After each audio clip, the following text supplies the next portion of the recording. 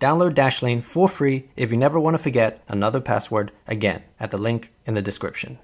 Aomori, Japan, 1936. Prisoner Yoshie Shiratori had had enough. Bu söylenilenlere göre bu adam, tamam bak, bu adam hapishaneden kaçışla mı ne kaçıyor? İyi izleyin.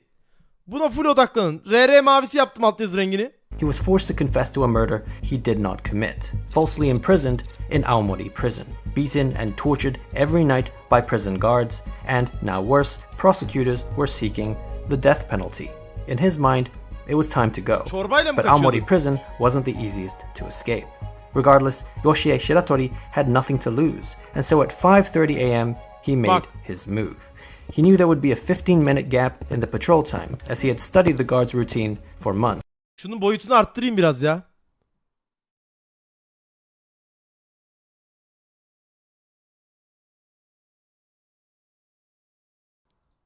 And when the coast was clear, he pulled out a metal wire which he had smuggled in from the bathhouse and started to pick the lock. This was originally the metal support ring that was wrapped around the bathing buckets inmates used to wash themselves. His hands were stiff from the wintry cold, but after a few minutes of picking, he had success, and his cell door swung open. But he wasn't out of the woods yet, because there were more locked doors ahead. He knew he only had a few minutes left before the guards would return, and so he wasted no time attempting to pick his way through the remaining security doors.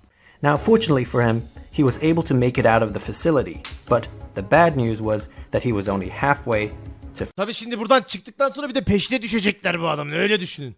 Onu almak nereden aklı işte Fırat. Orada adam otura aklına neler geliyor. Freedom. You see, he was still well within the search perimeter. Bir de şehre de yakın la. Zor lan buradan kaçması. Which meant at any moment the alarm could go off and he'd still be caught. At 5:45 a.m., the guards returned, peering into his cell. And this is what they saw. Shiratori sound asleep in his futon bed. But of course, what they didn't realize was that they were looking at something else. A pile of loose floorboards underneath his duvet designed to trick them. It wasn't until the next morning that they finally discovered the truth and the alarm was sounded. But by then, Shiratori was long gone. Now, he had escaped, but if you've watched any of our previous videos, you'll know that things aren't always as they seem. In fact, for Yoshie Shiratori, aka the prison break magician, this was only the beginning.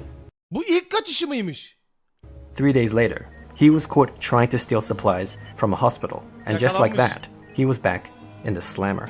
But this time, for his escape attempt, he was sentenced to life in prison. He would never be with his family again, his wife and his daughter, and all the months of planning had led to just 3 days of freedom. It now seemed he'd be locked up for a very long time. 6 years later, in 1942, in the midst of the Second World War, Shiratori found himself transferred to Akita prison in Akita City. There, the guards treated him even worse than in Aomori. They had heard about Shiratori's previous escape and were determined to make an example out of him. They wanted to make sure he would never escape again. Along with the usual beatings, bu adamın şu an üzerine düşüyorlar yani, değil mi? He was forced to partake in extreme manual labor, made to sleep on the hard concrete floor in the severe winter cold, and placed into solitary confinement for extended periods of time. Now, this was a specially made solitary confinement cell, which was very small and had a very high ceiling, with the walls covered with copper sheets so smooth that it was impossible to grip. In addition, there was almost no sunlight even in the daytime, with the only window light coming from a small sealed skylight high above. This was a room designed to keep escape artists from escaping, and if that wasn't enough, the guards also made sure that Shiratori was handcuffed at all times. Ha, tekli hücrede bir de sürekli kelepçeli mi? Bu adam kafayı yer lan. Düşünseniz oğlum, hem tek hücreye giriyorsunuz hem full kelepçelisiniz. Ve karanlık zifiri neredeyse, çok az bir ışık geliyor. Neymiş lan bu adam bir kere kaçtı diye?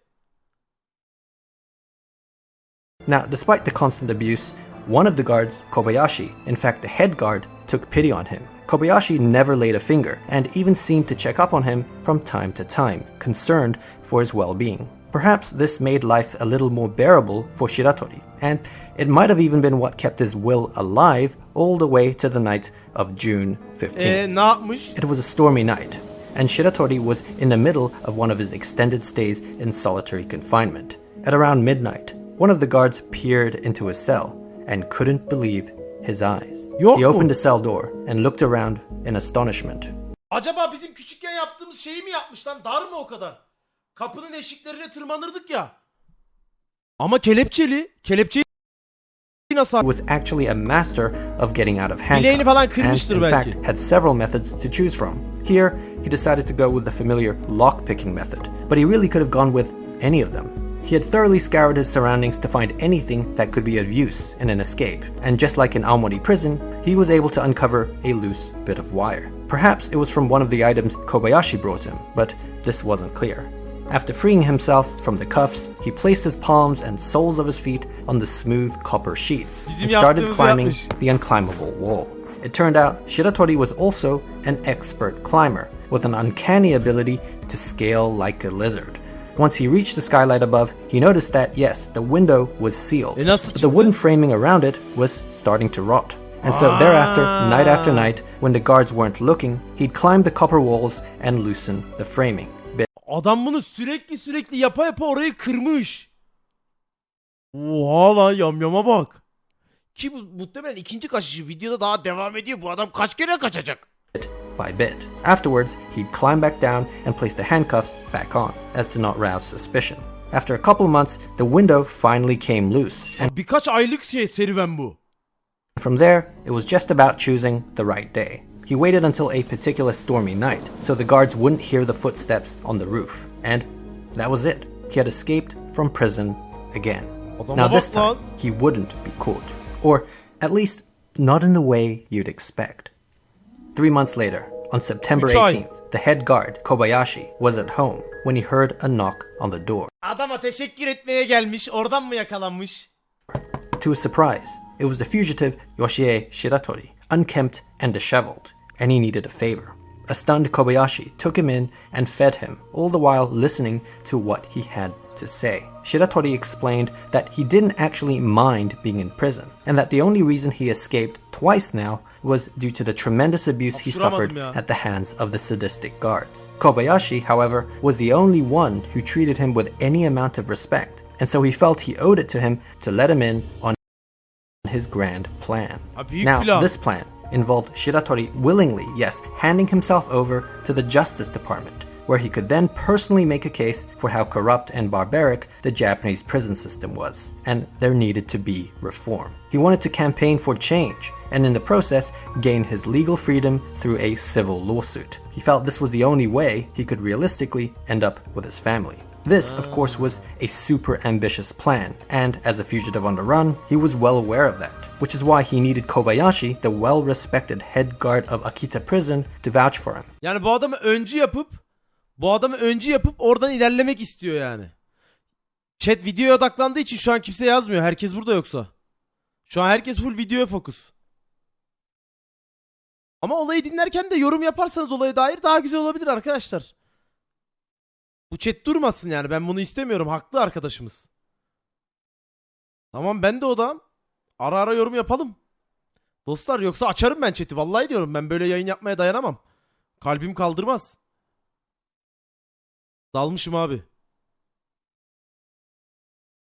To strengthen his credibility. As the only guard who ever treated him right, he had a feeling Kobayashi would do the right thing.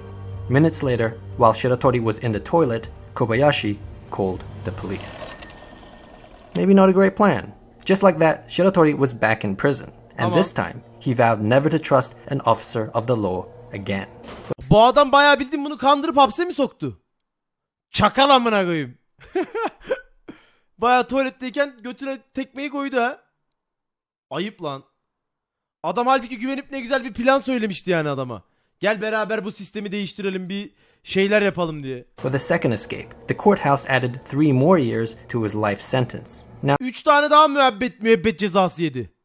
Shiratori requested to be sent to a Tokyo prison, where the weather was warmer, as he couldn't stand the cold in the northern prisons. His previous stints had weakened him severely, but he was denied his request. Instead, the judge sentenced him to the infamous Abashiri prison in Hokkaido, Daha da yukarıya göndermiş.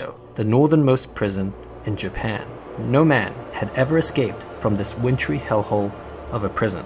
It was now 1943, and the cold was unbearable in Abashiri, as the temperature in the cells Bu arada Abaşiri'yi bilmezsiniz. Gerçekten dağların içinde aşırı soğuk bir yerdir Abaşiri. Ben Abaşiri'ye bir ara gitmiştim. Yani buranın hava koşullarına nasıl dayanır bilemiyorum. Çok tehlikeli. Harbiden tehlikeli. Paytak Bak abone olmuş, hoş geldin. Buz gibi. Abaşiri sıkıntılı. Bir de hapishanenin yeri çok sıkıntılı bir yerde.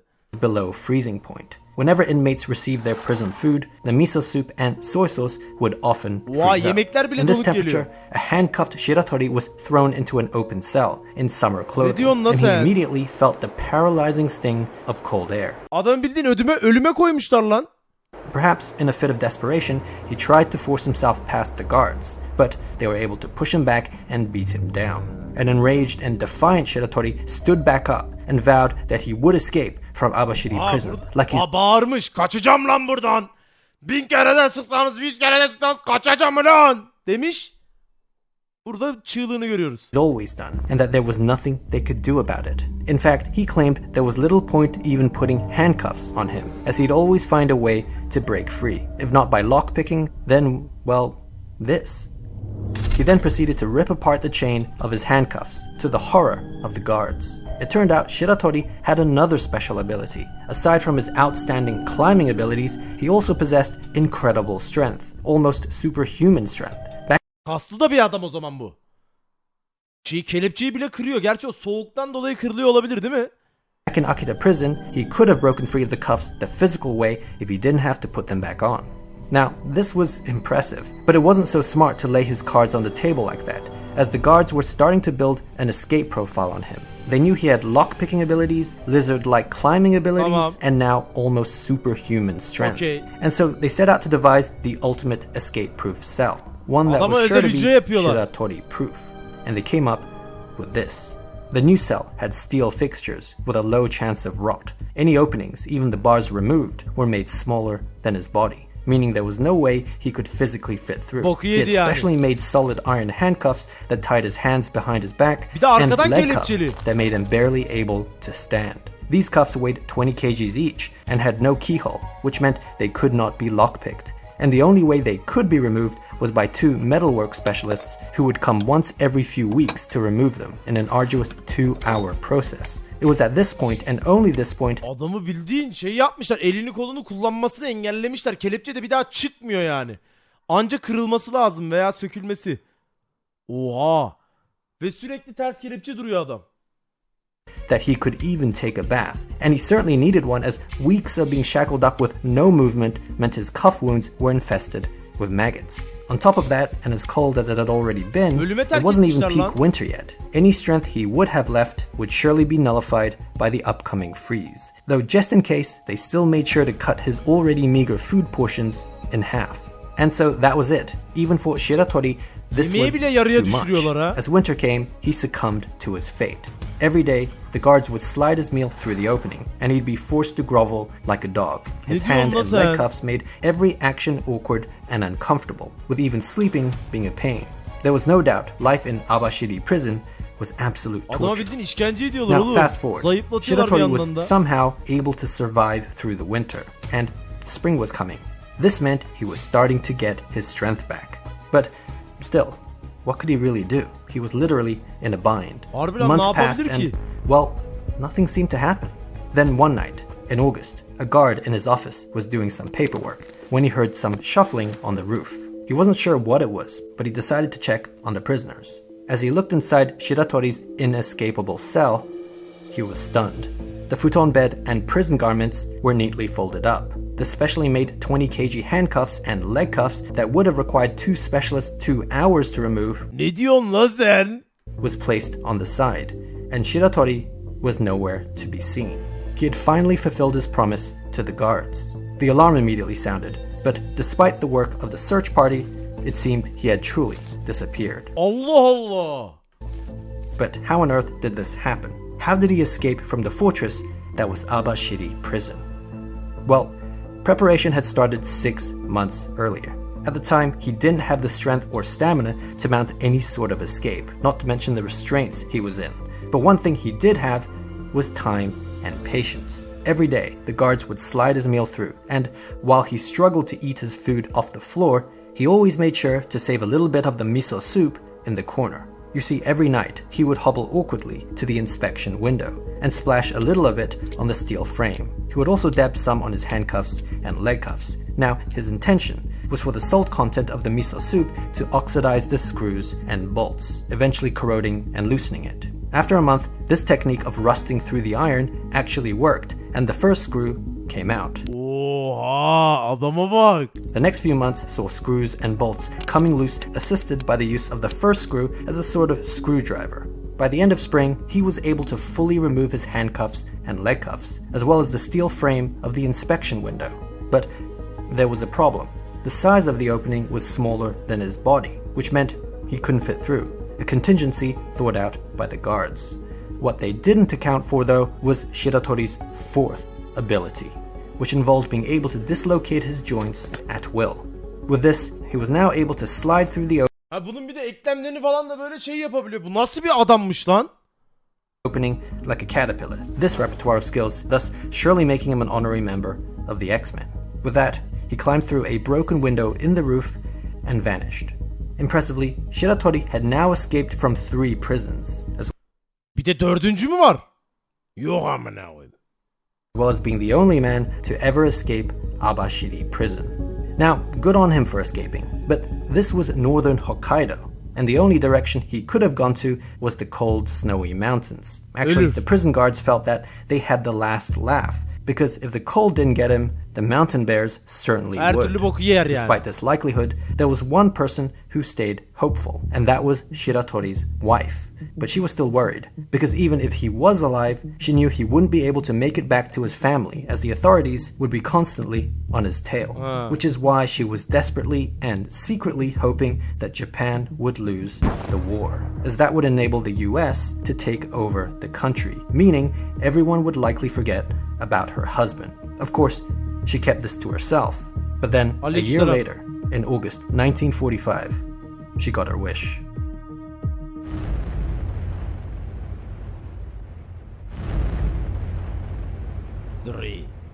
Aleykümselam kardeşim. The Americans had now taken over the country's penitentiary system, and sweeping changes were being made. And it did seem, perhaps, that the manhunt for Yoshie Shiratori had now taken a back seat. Yet the question remained, where was he? And was he even alive? Yaşıyor mu acaba? The answer was yes, he was alive, and living a solitary life. Berk This Çodar, time, hoş geldin. self-imposed.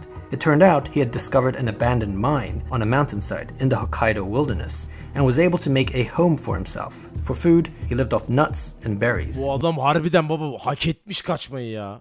Wild Altyazı arkadaşlar AI tarafından çevriliyor. Normalde Türkçe altyazı yok. rabbits and raccoons, and was even able to learn to catch crabs from a stream by observing the habits of bears. Life was steady and safe, but after a while, curiosity got the better of him, and so after 2 years of isolation, he made his way down the mountain to a nearby village. What he saw astounded him. The streets were filled with signs written in English. The posters and flags emblematic of the war effort had vanished. And even more strange, young Japanese girls were holding hands with American soldiers. What on earth was going on? He grabbed a newspaper that had been set aside, flipped through the pages, and it was only then that he found out about the atomic bombs, Hiroshima and Nagasaki. Japan had surrendered the previous year, and he couldn't believe it. As with his wife, he felt it was now pointless to hide, and so bid farewell to his old hunter-gatherer lifestyle. He headed south of Abashiri for the next 50 days, until he reached the city of Sapporo. At this point, he was starving, so he found himself a nice ripe tomato from a nearby field, which was a huge mistake. A farmer had spotted him and mistook him for a well-known local thief, which led to a scuffle, resulting in the farmer's abdomen being pierced by a blade. Sadly, he bled out and died, but not before Shiratori was arrested for the crime. It wasn't long until police found out that they in fact had the infamous Yoshie Shiratori in their custody. For his multiple escapes and having now murdered the farmer, despite his claims of self-defense, he was sentenced to death by the district court of Sapporo. And in 1947, he was sent to Sapporo prison to await execution.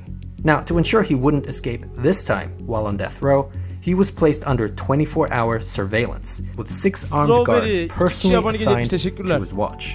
As for the cell itself, it was upgraded further from the one in Abashiri prison, with reinforced doors, ceilings, bars, windows. In fact, any openings were made smaller than the size of his head, not just his body, learning from the Abashiri escape. As while he may be able to dislocate his joints, he certainly can't dislocate his skull. As long as his head can't fit, they were good. The 6 guards were so confident, in fact, that they didn't even bother cuffing him. Now Shiratori was getting old, and the odds of escaping by this point were looking slim. As his execution loomed near, there was little he could really do, and the guards knew that. They could see the desperation on his face, looking up, searching for an escape plan that they knew would never come. Though still, just in case, they made sure to search his room every night while he was taking a bath in the bathhouse, inspecting the ceiling, skylight, and any other openings. A month passed, and winter was now coming, weakening him further, and the realization was starting to dawn on him.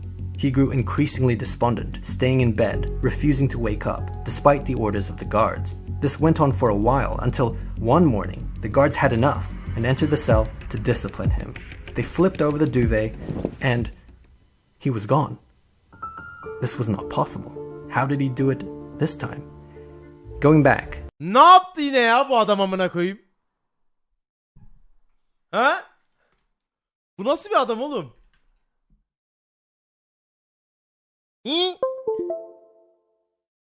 To when he was first placed under 24-hour surveillance, with the 6 armed guards personally assigned to his watch. He had in fact conditioned them to look up and keep up from the very start. Not just because his previous escape attempts involved climbing through skylight windows on ceilings, but also his suspicious yet, as it turned out, very intentional Yatağın altına mı bir şey yapmış? behavior of constantly looking up to figure out an escape plan. Little did they know, it was all an act, and that he already had one. But it would be taking place precisely where they weren't looking. You see, it turned out the authorities were so concerned with him escaping through a window or skylight that they neglected to reinforce the bottom. This ironically ended up being his easiest and simplest escape, because all he had to do was remove the bolted floorboards, which wasn't easy, but he had experience, and using random cutlery and a miso soup bowl, dig his way to freedom. This took over a month, and he was able to hide his activities due to A, the guards not suspecting this approach, and B, the floorboard panels being put back in place every night after digging. The 6 guards thought they were keeping a good eye on him even at night, but with the hole consistently positioned underneath the futon and duvet, and it increasingly becoming the norm to refuse the orders of the guards to wake up, nothing seemed out of the ordinary. Placing a pile of loose floorboards underneath the duvet to trick them was also a callback to his first prison escape. Yam lan adam. Hani gardiyanları alıştırıyor. Bu yataktan çıkmıyor, yatıyor. Bu yataktan çıkmıyor, yatıyor. Belki 2 gün önce kaçtı. Anladın mı? Öyle alıştırmış, sonra tahta koymuş oraya artık kaçmadan önce. Naomori.